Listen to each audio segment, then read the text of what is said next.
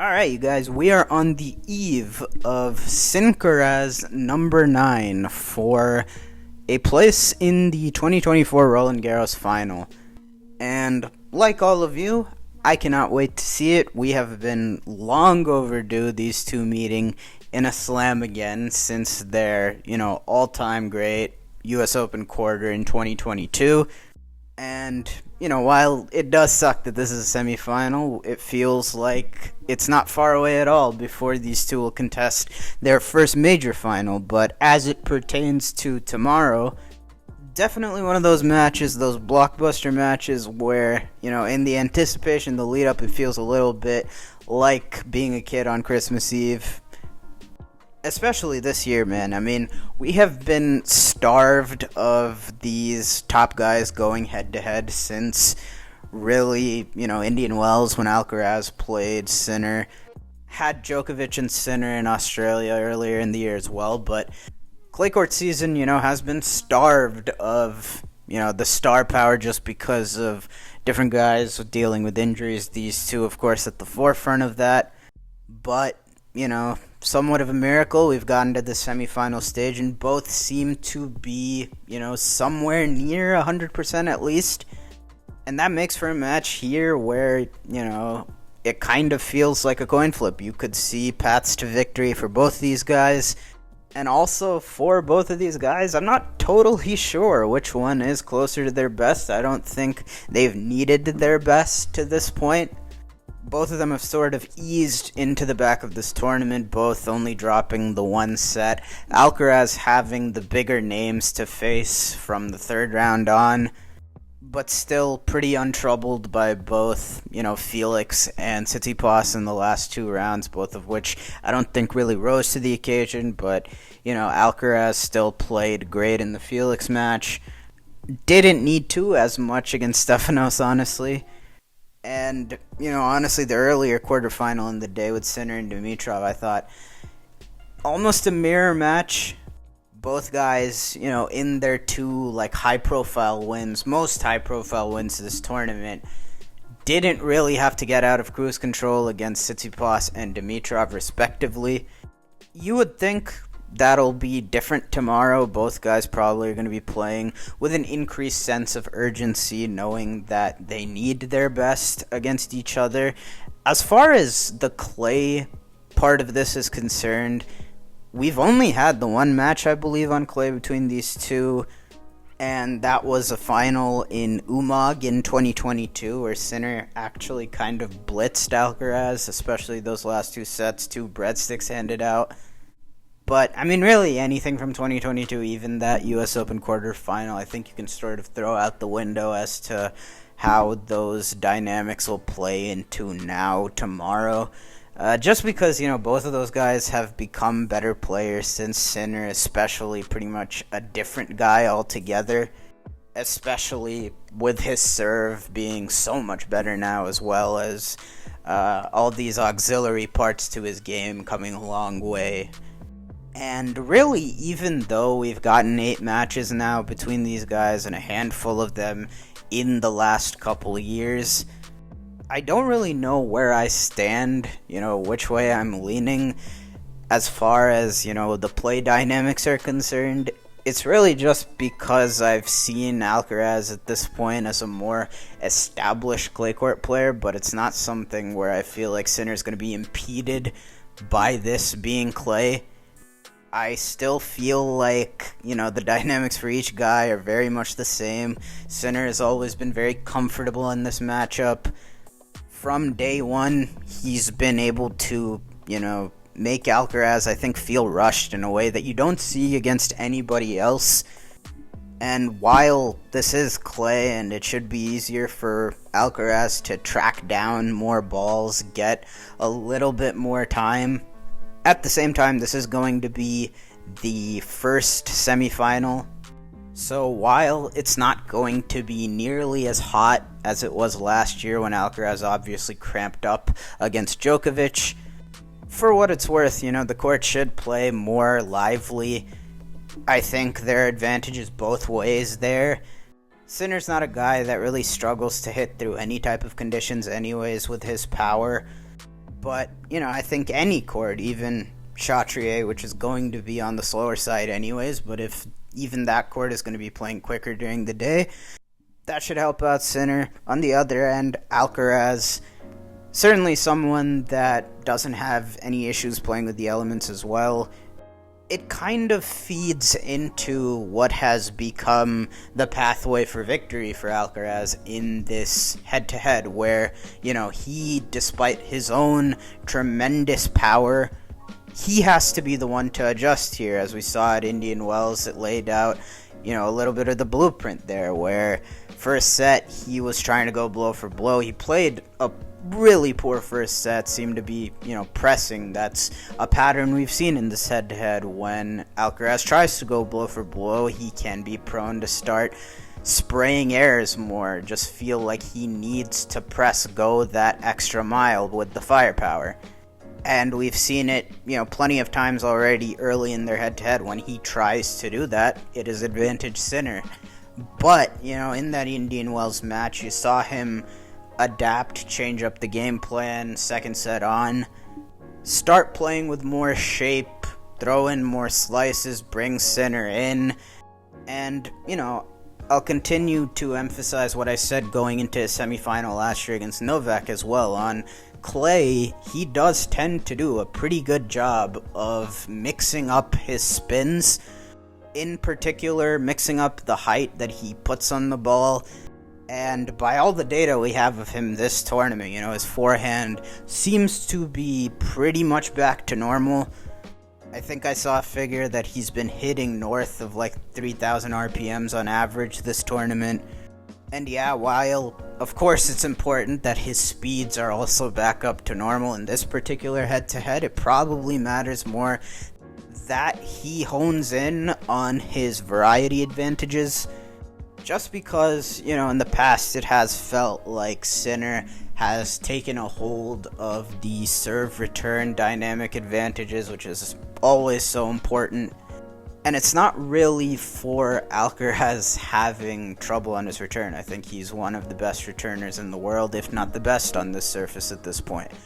As always, Alcaraz is going to create his share of chances, but traditionally, it has been Sinner who has been the more opportune of the two with their chances. Obviously, Carlos can be prone within matches to kind of go on a mental walkabout, whether that be, consolidating his breaks or really just converting break points in, the last year since he won Wimbledon. That's been a big thing for him, is being wasteful of his chances. And tomorrow, he probably can't afford to do that. Sinner is the one here still riding the confidence wave. It's not like his clay court season slowed down his momentum at all.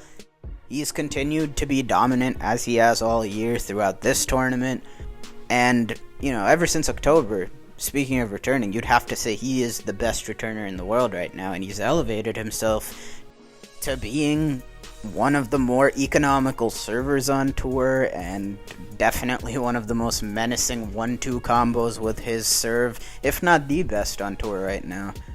And when he has held that serve return advantage, it's obviously made a lot of guys over the last couple months super anxious within rallies.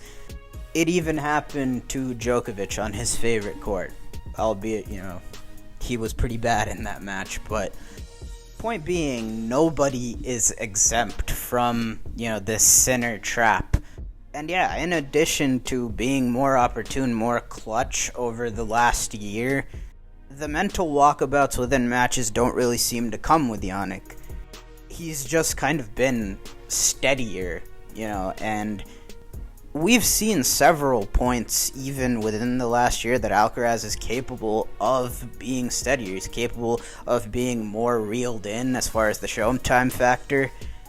It's just, unclear if he will, I guess, sort of be that more, reserved and reeled in, disciplined version of himself.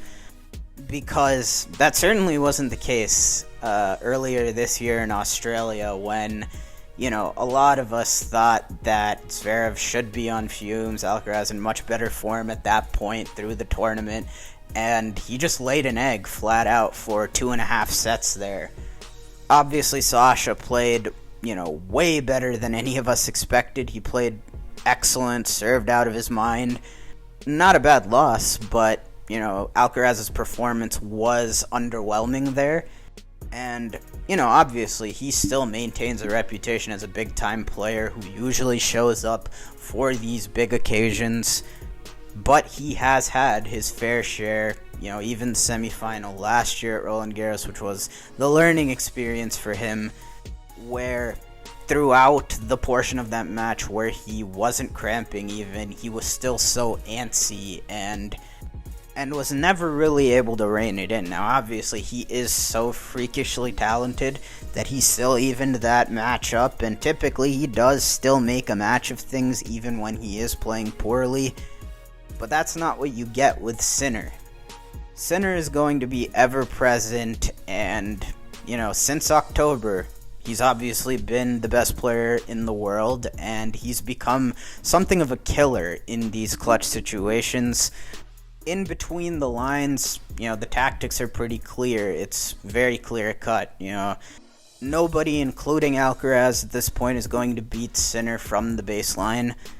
His combination of just easy ball striking power and ruthless consistency just isn't matched right now on tour. And obviously Alcaraz is equipped with the tools to, throw a wrench in that dynamic, avoid being roped into fighting fire with fire. But really, I think what it boils down to is, are we going to get Alcaraz getting back to playing his best in these high-profile big matches that really make or break whether you win the tournament? With both guys physically, it's uncertain. I don't really know what to think if this one goes the distance, who that'll favor, given the question marks around their physical state coming into this tournament. Again, those questions haven't really been answered. They've both been relatively untested on that front.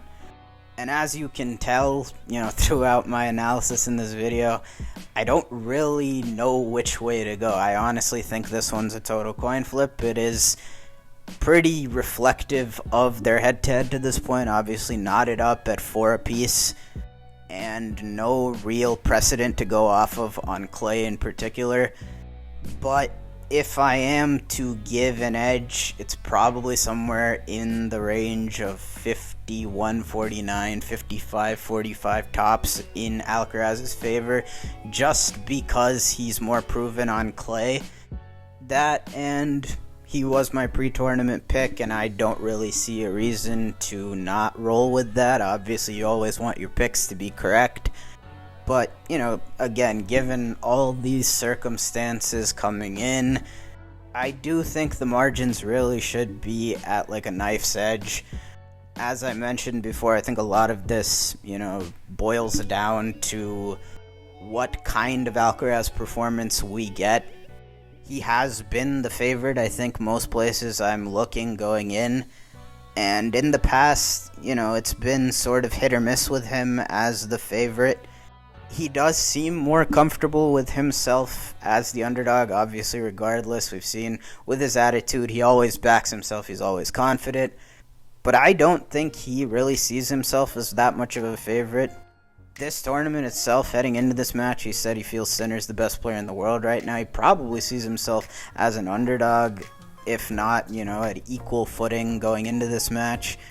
And so I do believe that, for the first time in one of these marquee matches, excluding Indian Wells this year, he'll play tomorrow with that added sense of urgency, play more composed as he typically has with these matches with the very best, at least since that aforementioned Roland Garros semi last year, where both game style wise and mentally seemed a bit out of control. He has played the type of tennis this tournament since after that second round match that's been more reined in and tapping into his creativity, variety more. So, I'll say that makes the difference for him. I'll say Alcaraz in 5. Gives an idea, that I think that this really could be anybody's game. But, regardless, we are in for a treat. Real marquee match tomorrow. It's been far and away the most enticing rivalry of our younger guys since those Big 3 rivalries. Definitely better than any next-gen versus next-gen rivalry. Easily the standout since, and you get the sense here that unlike a lot of the big 3 rivalries, you're not going to get periods where the other guy really separates much from the other. Biggest streak any one of them has gotten on is 2 for both of them, 2 in a row. It may well just be a very nip and tuck rivalry throughout. That's the nature of most of their matches as well, and we should be in for a good one tomorrow. But that's all I've got. Thank you so much for watching. If you made it this far, I hope that you enjoyed. If you did, it would be much appreciated if you could drop a like, help this video perform better in YouTube's algorithm, and also subscribe to the channel if you're not already.